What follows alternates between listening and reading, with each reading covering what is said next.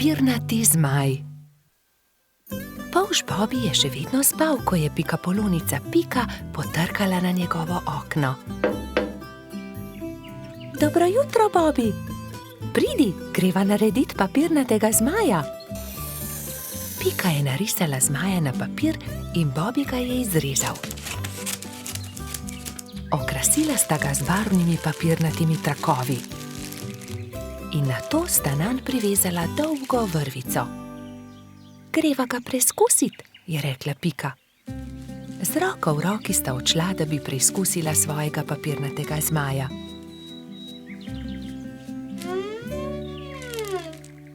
A ne glede na to, kako sta se trudila, je zmaj vedno znova padel na tla. Bom splezala na to drevo in poskusila od tam, mogoče bo tako poletel. Vendar je zmaj spet pristal na tleh. Nenadoma je začel pihati veter in ponesel papirnatega zmaja stran, z njim pa tudi Piko. Bobby, pomagaj mi! Bobby je splezal na drevo in ujel Piko za nogo, vendar je ni mogel potegniti nazaj. In tako sta letela oba. Trud Baltazar je priletel mimo, ujel je Bobbyja za nogo, a tudi on ni mogel potegniti zmaja nazaj. In tako so zdaj leteli vsi trije. Koloradski hrošč Edi je sedel na vrhu borovca, ujel je Baltazarja za nogo in tako so začeli leteti vsi štirje. Skokica, pomagaj! Je zavpil Baltazar kobilici, ki se je ravno sprehajala v bližini. Skokica je ujela Edija za nogo in tako je zdaj letelo vseh 5. Veter je začel postajati močnejši in močnejši. Metuljčica Rozi je priletela mimo, ujela je Skokico za nogo in tako jih je letelo vseh 6.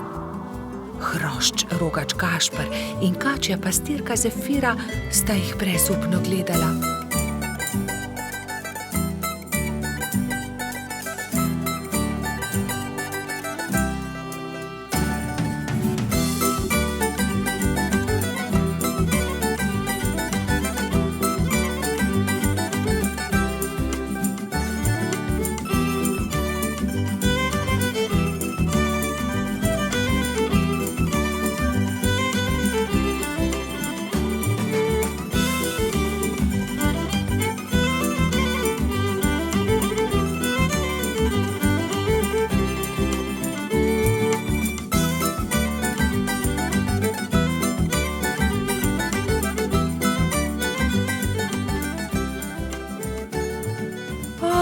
Ne, veter jih nosi naravnost v gozd. Papirnati zmaj se je ujel na vrh borovca in vsi so pristali na vrhovih dreves. Nato se je veter umiril in pokazalo se je sonce. Bobby se je ves zaskrbljen obrnil proti pikapolonici. Pika, jaz ne znam leteti, kako bom prišel dol? Ne skrbi, Bobby, prepričana sem, da se bomo česa domislili. Že vem, je vzkliknil Gašper. Pridi sem, Bobby, skoči na to odejo, ne bodi prestrašen, ne bo se poškodoval. Takoj, ko je Bobby pristal na odeji, se je odbil in poletel nazaj v zrak. Poglej me, to je zabavno. Poskusimo še mi, so vzkliknili drugi. Skakali so po odeji gor in dol do pozne večerne ure.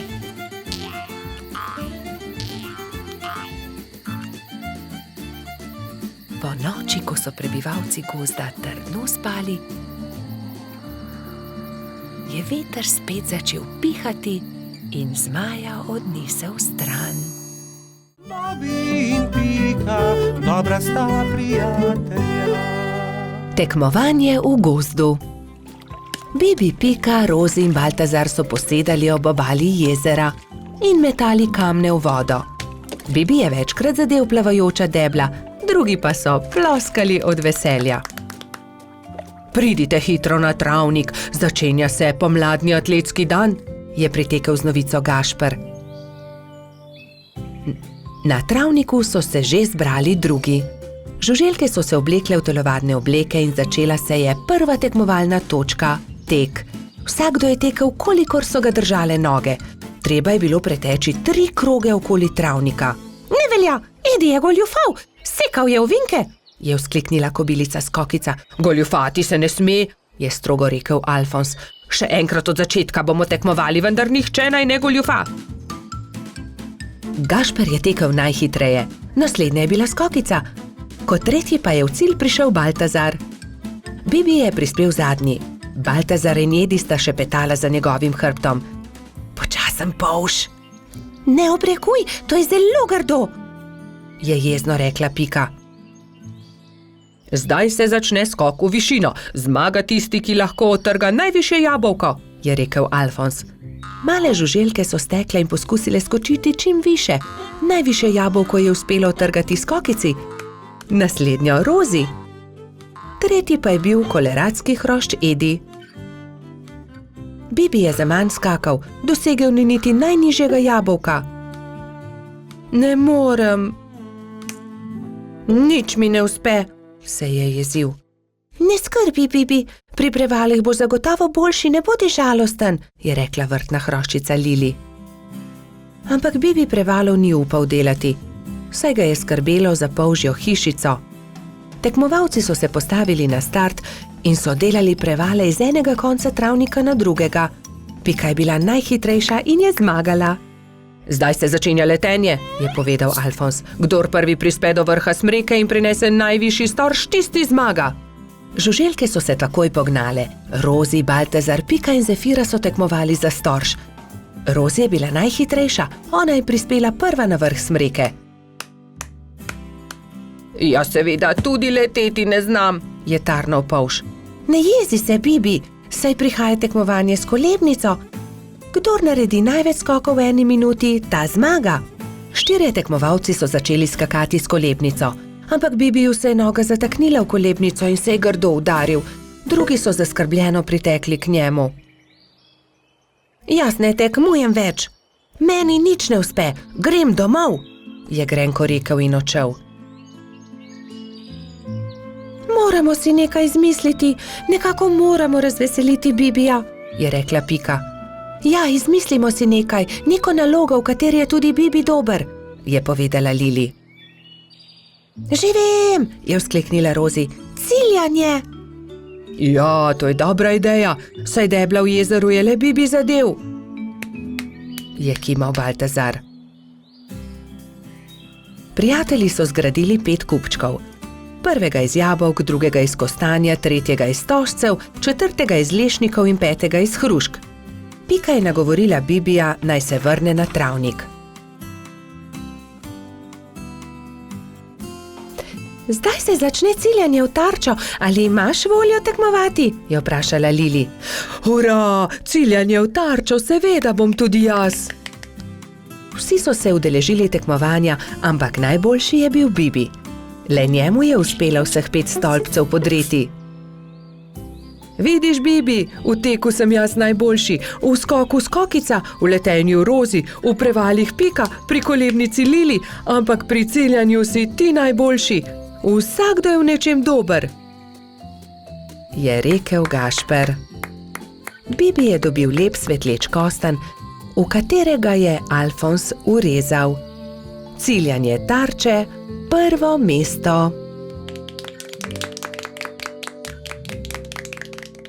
Bobi in Pika, dobra sta prijatelja. Zvezdna hiša.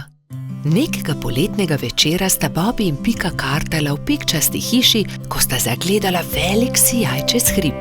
Kaj je bilo to? Je vprašal Bobi. Kot da sem videl padajočo zvezdo. Padajoča zvezda ni mogoče, poglejva bliže, je predlagala Pika. Bobi in Pika sta se z roko v roki odpravila proti svetlobi.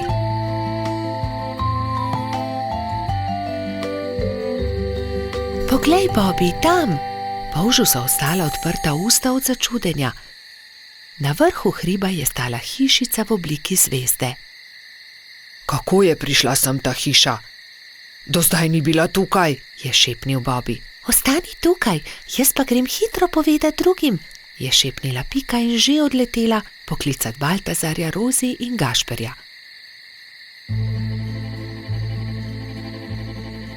Ko so bili vsi skupaj, so počasi upali stopiti bliže skrivnostni hišici. Gašper je potrkal. Sramežljivo lepo dekle je pogledalo izza vrat. V laseh, ki so ji segali do tav, so se bleščale zvezde, zlata krila so se ji bleščala v temi. Bobby jo je ogovoril. Kako si prišla sem? Kdo si? Vendar dekle ni odgovorilo. Poskusil je tudi Gašper. Naj ti pomagamo? Vendar tudi zdaj ni bilo odgovora. Dekle je le stalo in se ni oglasilo. Dobro, če ne poveš ničesar, potem ne povej, se je kujal Gašper. Pridite, pojdimo domov. Počakajte, se je oglasila Pika. Mogoče ne zna govoriti. Ne zna govoriti? So se čudili drugi. Pika je pobrala palico, narisala zvezdo na zemljo in palico smeje pomolila dekletu. Deklica je boječe segla po palici, vendar se je lotila risanja. Harfa? Majhna harfa? Je vprašala Pika in dekle je pokimalo. Si jo izgubila? Je vprašala Rozi in dekle je pokazalo na okno. Je padla skozi okno, se je oglasil Bobby in dekle je znova prikimalo. Ne razumem, je zamrmral Baltazar. Jaz razumem, se je delala pametno Pika. Živi skoraj na nebu, vendar je njena harfa padla skozi okno, zato je prišla dol, da jo poišče. Potem ji pomagajmo, je rekel Baltazar. Ne boj se, poiskali jo bomo, so dejali vsi in se odpravili v gozd iskat inštrument.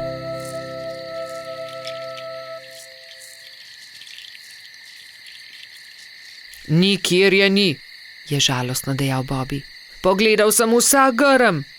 Tudi jaz je ne najdem, čeprav smo pogledali vse povsod, se je jezil tudi Baltazar. Pogledala bom tudi zgoraj na višini, je dejala Rozi, razprla krila in odletela gor. Tu je, našla sem jo, je po dolgem času zavpila metuljčica. Iz gnezda kanarčkov je dvignila majhno zlato harfo.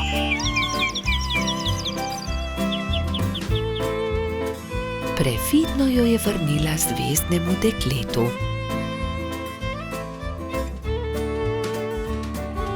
Dekle je odšlo v hišo in zaklenilo vrata. Iz las je vzela drobno svetlečo zvezdo in jo dala Rozi. Meni jo daš? Je presenečeno vprašala metuljčica in zvezdno dekle je pokimalo. Stopila je k oknu in podrgnila harfo. Ob mehki glasbi se je zvezdna hiša počasi začela dvigati. Odletela bo na nebo, se je čudil Bobby. Na koncu je bila že tako majhna, da niso niti vedeli, katera je med velikimi zvezdami. Škoda, da je odšla, je vzdihnil Gašper. Rozi je zelo pazila na zvezdo. Shranila jo je v okrasno škatlo in si jo vpela v lase le ob posebnih dneh. Takrat se je vedno spomnila zvezdne deklice, ki igra na harfo nekje na nebu v svoji zvezdni hišici.